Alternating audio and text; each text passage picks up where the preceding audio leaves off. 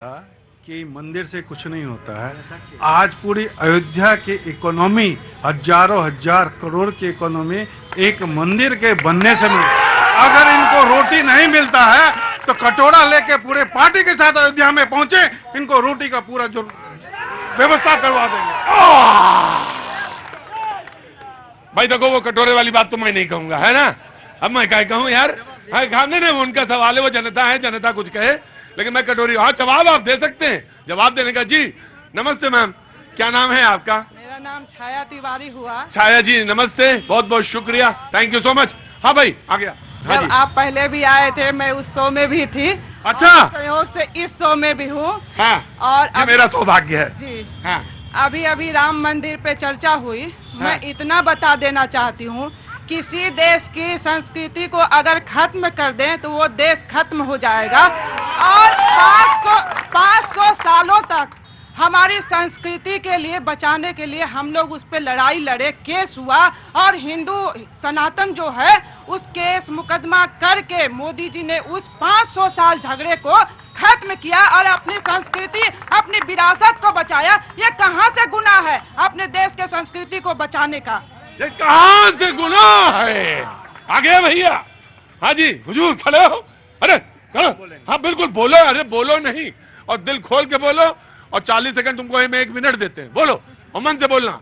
हाँ देखिए, मैडम ने जो अभी कहा, मैडम जी जो कही हाँ कि 500 साल की जो विरासत है उनको खत्म कर दिया गया।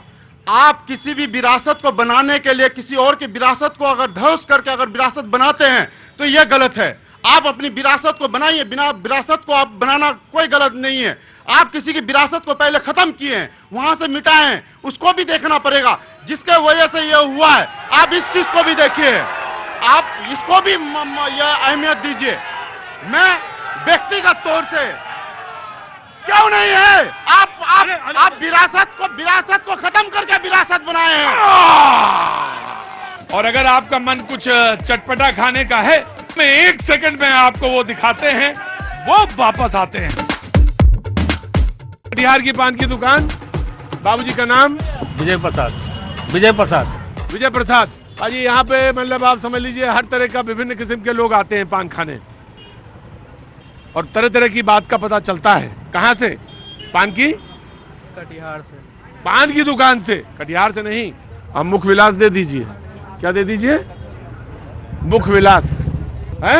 टीवी में आएगा ना ये बात, अभी आपका मेरा सीन है सब। आपका सीन आएगा जब वो एकदम से वो कैटरीना कैफ आएंगी और आप पान एकदम सजा के कुतुब मीनार की तरह लाएंगे, तो आपका सीन आएगा। और उस सीन में आपको बताना होगा कि पान में क्या खूबी है, पान में खूबी क्या है। खाइए, बहुत बढ़िया पान। खूबी बढ़िया, खूबी बताइए, खूबी बताना पड़ेगा। आप बहुत सेंटेड पान बना है, बहुत सेंटेड। क्या? बहुत सेंटेड पान है। सीन आएगा। तो मैं ये कह रहा था कि मंदिर, मस्जिद, धर्म, रिलीजन, जाति, थोड़ा घबराता हूं मैं, और बड़ा कभी कभी बहुत तीखा बोल देता हूं कि इसमें उलझो नहीं। उलझे तो बहुत मुश्किल है। और खुश्क, वो तो शेर जो है कि खुश्क नदी में उतरे क्यों, और उतरे थे तो डूबे क्यों, और गर थे पर कागज के तो तुम बारिश में निकले क्यों, और खुश्क नदी में उतरे क्यों। अगले 40 सेकंड मैं कांग्रेस को दूंगा, लेकिन इधर से कोई हाथ उठा रहा था। जी मैं आया। अरे तुम्हारी 30 मिनट में ट्रेन निकल जाएगी यार, खड़े हो। अरे कोई बात नहीं, कहाँ जाना था? कहाँ जी जाना कहाँ था? पूर्णिया। पूर्णिया जाना था? हाँ तो बोल दो, तुम पहले जाओ, फिर पूर्णिया निकल जाना, और बैठना नहीं यहाँ पे। बाबूजी आप आगे बढ़ जाइएगा। जी सर, मैं ये कहना चाह रहा हूँ कि यहाँ पे जो मैं बैठा हुआ था तो एक स्लोगन लग रहा था जय श्री राम का। हाँ। मेरे कानों पर आवाज आई, तो मैं ये कहना चाहता हूँ कि ये जो स्लोगन है ये रिलीजियस स्लोगन है।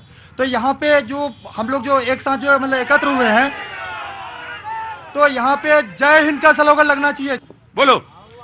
मैं कहना चाह रहा हूँ कि जय श्री राम कोई धार्मिक मुद्दा नहीं है और ना धार्मिक कोई नारा है। जो इसको समझते हैं धार्मिक नारा है, तो सुबह से शाम तक बहुत सारी चीजें ऐसी होती रहती हैं, लाउड स्पीकर पे जोर जोर से बोली जाती है, तो वो भी धार्मिक हो सकती है, लेकिन धार्मिक नहीं मानते हैं। जय श्री राम जैसे धार्मिक नारा नहीं है, वैसे जो आपकी इबादत है वो धार्मिक नारा नहीं है, वैसे हमारी इबादत भी धार्मिक नारा नहीं है। ठीक है, बात आगे निकल गई, बात आगे निकल गई, अब बात आगे बढ़ेगी। अगले 40 सेकंड कांग्रेस में आए आपके पास। जी बोलिए हुजूर। मेरा सवाल जेडीयू से है। जेडीयू से है, वाह वाह वाह वाह वाह वाह, जेडीयू वालों से है जी। लगातार ये कटिहार की धरती गंगा जमनी तहजीब है, यहाँ से कई बार भाजपा जीते, जेडीयू भी चुनाव जीती, जनता दल चुनाव जीती और कांग्रेस पार्टी भी यहाँ से चुनाव जीती। यहाँ आपस में कहीं कोई भेदभाव नहीं है। मेरा सवाल जेडीयू से है, जब जब जेडीयू विपक्ष में आती है या अपना वो क्रेज को बढ़ाना चाहते हैं या विपक्ष को बरगलाना चाहते हैं, तो उनका ये कहना होता है कि नरेंद्र मोदी की सरकार विशेष राज्य की दर्जा हमें क्यों नहीं देती। जब भी उनको भागने का मन करता है तो ये ऐसा आरोप बीजेपी पर लगाकर भाग जाते हैं। और जब वहां पहुंच जाते हैं, जब कहना चाहता हूं, और जब वहां पहुंच जाते हैं, तब वहां पहुंच जाते हैं तो ये नारा उनका खत्म क्यों हो जाता है। नीतीश कुमार को क्या इन मुद्दों को बंद कर देना चाहिए। कांग्रेस से इजाजत चाहता हूं। वो 40 सेकंड पहले मैं इनसे, क्योंकि बहुत ताजा सवाल पूछ दिया बच्चे ने, नौजवान ने कहा कि आप ऐसा क्या होता है, पहले तो विशेष पैकेज मांगते हैं और जब आप उधर पहुंच जाते हैं तो चुप्पी साध लेते हैं, ऐसा क्यों करते हैं हुजूर आली, बताइए। 40 सेकंड जेडीयू के। माननीय नेता श्री नीतीश कुमार और देश में भाई नरेंद्र मोदी जी का जो रथ चल रहा है ना, वो विकास के आधार पर चल रहा है, ना कि किसी को बचाने के लिए, ना किसी को फंसाने के लिए। जो पहले थे जहां पे, वहां कहाँ आरजेडी में वहां क्या था। जेडी में माननीय मुख्यमंत्री ने कहा ना कि हम जहां पहले से थे, तो अभी 18 साल की सरकार है। आपने कहा यहां तो विकास का रथ चल रहा है, तो आरजेडी में जब थे तो काहे का रथ चल रहा था। देखिए नीतीश कुमार किसी के साथ रहे। एक मिनट, ना, वो मेरा इख्तियार है, बस वो मेरे इख्तियार में मत आइएगा। माननीय नीतीश कुमार किसी के साथ रहे, लेकिन विकास से कभी समझौता नहीं किया। वो बिहार के हित के लिए, विकास के लिए, वो हर समझौते को तोड़ने और बनाने के लिए तैयार रहते हैं। कटिहार के नेताओं से आप पूछिए कि इसी स्टेशन बिल्डिंग से पलायन की समस्या है, रोज मजदूर गाड़ी भर भर के जाते हैं, वो कब समाप्त होगी। यहाँ एक जूट मिल था, सब नेता से पूछिए, सब सत्ता में रहता है, कोई बाहर नहीं रहता। राजद वाला, जदयू वाला, आरजेडी वाला, जो भी है, गाहे बगाहे नीतीश कुमार के आशीर्वाद से सब सत्ता में रहता है। अब पूछिए कि जूट मिल का स्क्रैप काहे बेचवा दिया, काहे जूट मिल बंद करवा दिया, काहे यहाँ बेरोजगारी के आलम है, काहे बाढ़ से सीमांचल परेशान है, काहे मजदूर भर भर के यहाँ से पलायन करता है। रोज नेता फिर 500 रुपया देके यहाँ चुनाव जीत लेता है। अब धर्म के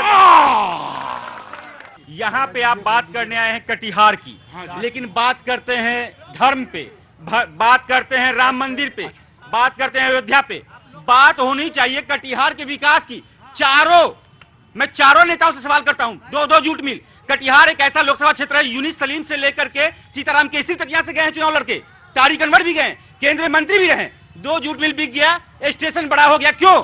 मजदूर को डिब्बा भर के गुजरात और पंजाब जाने के लिए। ये लोग कब जवाब देंगे इस बात पे कि मजदूर का पलायन कब रुकेगा? लेकिन बात करेंगे तो जय श्री राम, बात करेंगे तो धर्म की आड़ में वोट की। मजदूर नहीं, आप जवाब बिल्कुल जी बिल्कुल दे दीजिए, वेरी क्विक एंड बीजेपी। हम कहना चाहते हैं कटिहार में जूट मिल जो चल रहा था उसमें 5000 आबादी के लोग काम कर रहे होंगे आज, लेकिन प्रधानमंत्री स्टार्टअप इंडिया लाकर और मुख्यमंत्री श्री नीतीश कुमार उद्यमी योजना लाकर सभी वर्गों के लिए, चाहे वो बीटेक किया हुआ लड़का हो, चाहे इंजीनियरिंग किया लड़का हो, उद्योग लगाने का 10 लाख रुपया में 5 लाख अनुदान दे रहे हैं। अगर वो 50% भी खड़ा हो जाता है उद्योग, तो उसमें 10 लाख लोग नौकरी कर सकते हैं। जी अगले 40 सेकेंड। अभी बात आई राम मंदिर की, मैं उसके पहले यह पूछना चाहता हूं भारतीय जनता पार्टी के साथियों से कि पुलवामा घटना 5 साल पूर्व हुआ था और नरेंद्र मोदी जी ने बड़ी सभा में, चुनावी सभा में यह कहा था कि वो जो 40 सैनिक शहीद हुए हैं उसको थोड़ा प्रणाम करके तब वो वोट गिराने के लिए जाना। मैं इस मंच से